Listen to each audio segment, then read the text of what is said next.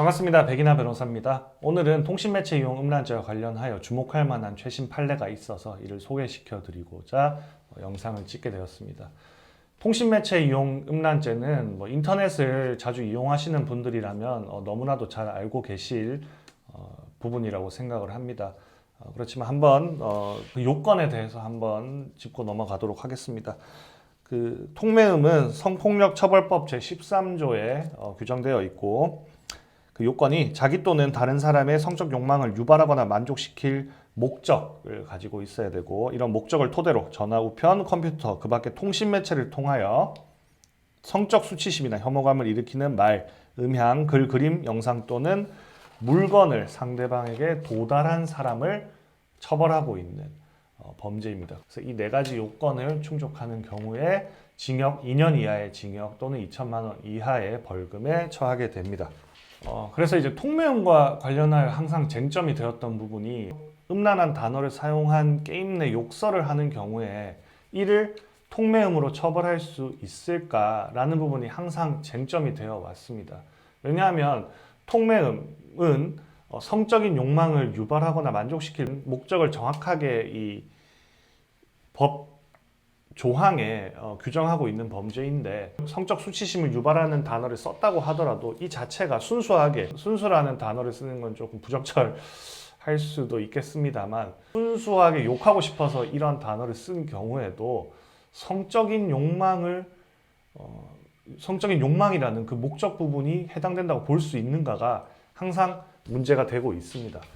그래서 이번 최신 판례에서는 앞으로 이제 공소사실 부분을 살펴보면 알겠지만, 성적인 단어, 성적 수치심 유발하는 단어를 썼다 하더라도 그 목적 자체에 성적 욕망을 유발하거나 만족시킬 목적 부분이 보이지 않는다면 이를 통매음으로 처벌할 수 있냐 없냐를 판단한 부분이 있기 때문에 게임에서 욕 많이 하시는 분들은 이 영상 끝까지 시청해 주시면 좋겠습니다.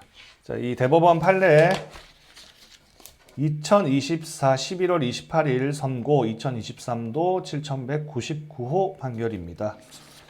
공소사실의 요지에 대해서 설명드리겠습니다. 아마 게임 많이 하시고 커뮤니티 많이 하시는 분들은 조금 익숙한 표현과 단어들이 많이 나올 거니까 주목하시면 되겠습니다.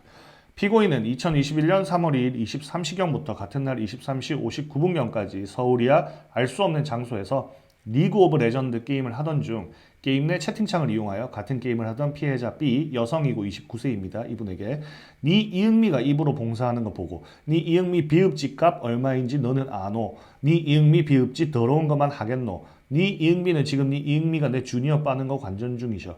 네 이응미 몸매 관리 좀 하라 해. 그게 더 흥분돼라는 메시지를 전송하였다.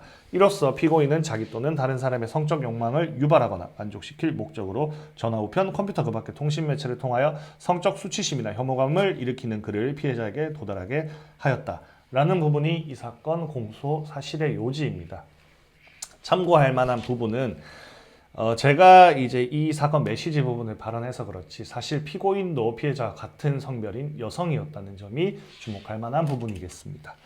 그래서 앞서 이제 이 대법원까지 오게 된 경위를 살펴보면, 결국 피고인은 나도 같은 여성인데 내가 성적 욕망을 유발할 목적으로 이런 발언을 한 것은 아니다 라는 취지로 주장을 했던 것을 보입니다. 그래서 나는 그저 욕했을 뿐이다 라는 취지로 주장을 했던 것으로 보입니다. 하지만 원심에서는 이와 같은 피고인의 주장을 받아들여주지 않았습니다. 그래서 유죄로 판단하였고요. 그랬을 만한 또 이유로는 또 이런 법리가 있습니다. 성적 욕망에는 성행위나 성관계를 직접적인 목적이나 전제로 하는 욕망뿐만 아니라 상대방을 성적으로 비하하거나 조롱하는 등 상대방에게 성적 수치심을 줌으로써 자신의 심리적 만족을 얻고자 하는 욕망도 포함되고, 이러한 성적 욕망이 상대방에 대한 분노감과 결합되어 있다 하더라도 달리 볼 것은 아니다.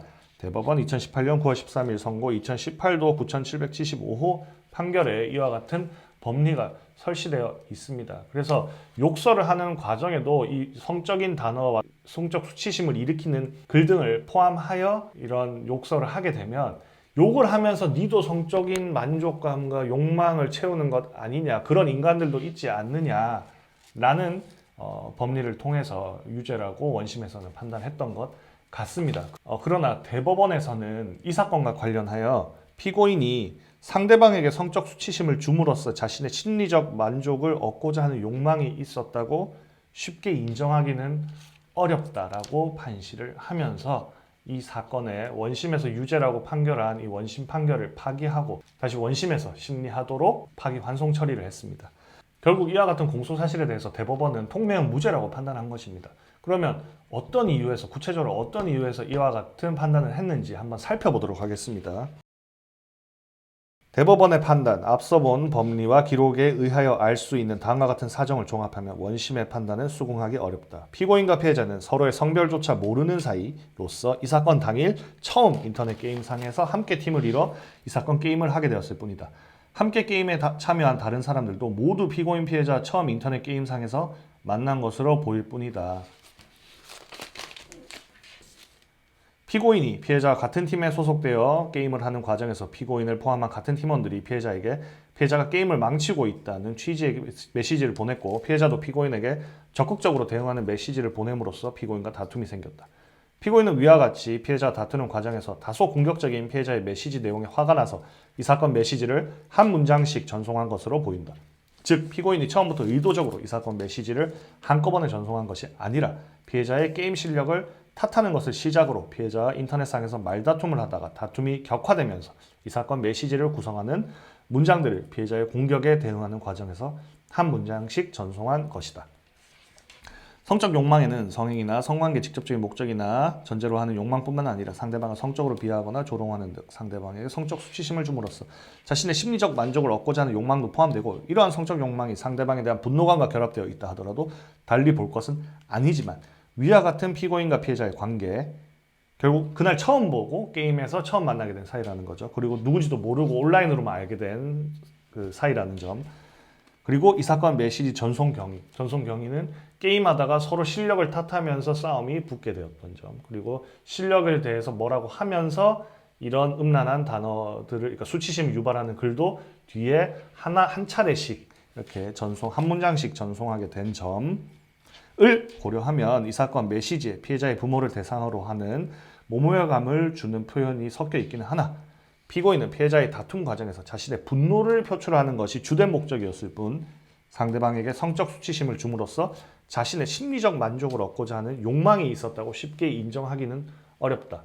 그러니까 결국에는 본인의 성적인 만족을 위해서 이런 발언을 한 것은 아니고 단순히 이는 분노의 감정을 표출하기 위해서 이런 메시지를 발송하게 된 것이다 라고 본 것입니다. 그런데도 원심은 이와 달리 판시와 같은 사정만을 들어 이 사건 공소 사실을 유죄로 판단하였다. 이러한 원심의 판단에는 성폭력 처벌법 위반, 통신매체 이용 음란죄, 자기 또는 다른 사람의 성적 욕망을 유발하거나 만족시킬 목적에 관한 법리를 오해하여 판결에 영향을 미친 위법이 있다. 따라서 원심 판결을 파기하고 사건을 다시 심리 판단하도록 원심 법원에 환송하기로 하여 관여 대법관의 일치된 의견으로 주문과 같이 판결한다. 라고 결론을 내렸습니다. 그래서 이 사건 공소 사실의 피고인은 통매한 부분에 있어서 이제 무죄 판결을 파기환송심에서 받게 될 것입니다. 목적 부분이 없으니까요.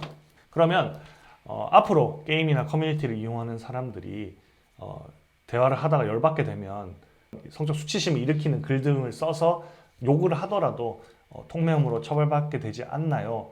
라고 물어보면 그럴 가능성이 높아지긴 하였으나 그렇다고 해서 모든 사건에 있어서 사실관계가 다 이 사건과 사실관계가 동일할 수는 없기 때문에 일률적으로 모두 무죄예요, 모두 무혐의예요 라고 말씀드리기는 어려울 것 같습니다. 다만 이 사건처럼 게임을 하면서 성별도 모르고 누가 누군지도 전혀 모르고 그날 처음 본 사이에서 게임을 하면서 실력에 대해서 비난을 하는 과정에서의 이런 욕설로서의 목적이 주된 것일 때 성적인 단어들이 포함되어 있다면 이를 통매음으로 처벌하기는 어려울 것 같습니다. 그래서 여전히 수사기관에서는 아까 앞서 말씀드린 욕하면서 성적 만족을 얻는 경우들도 있기 때문에 욕설과 분노의 감정의 표출과 결합된 이런 욕망의 만족이 있으면 통매음으로 처벌할 수 있다는 이 법리를 이용해서 가령 약식 기소를 할 가능성, 벌금형의 약식 기소를 계속해서 할 가능성이 있습니다. 그래서 이 경우에 자기 자신을 방어하기 위해서 요 2023도 7199호 판결 꼭 기억해 두셨다가 뭐 벌금형 처분을 받게 되거나 뭐 아니면은 벌금형 처분을 받기 전에 이 판례를 이용을 해서 자기 자신을 한번 방어를 해본다면 뭐 무혐의 처분 또는 불기소 처분 받으실 수 있을 것이고, 만약에 약식 기소가 되더라도 이 판례를 판사님께 한번 보여드리고 혹여나 무죄 판결을 받을 수도 있기 때문에 정식 재판 청구까지 한번 검토해 보시는 것이 좋을 것 같습니다. 2023도 7199호 판결 꼭 기억하시고, 판결문은 제가 그 소개, 영상 소개 부분에다가 그 판결문 어디서 볼 수 있는지 링크 제가 걸어드리도록 하겠습니다. 네, 오늘도 시청해 주셔서 정말 감사합니다. 또 궁금한 사항 있으시면 언제든 댓글 달아주시기 바랍니다. 답변 드리도록 하겠습니다. 감사합니다.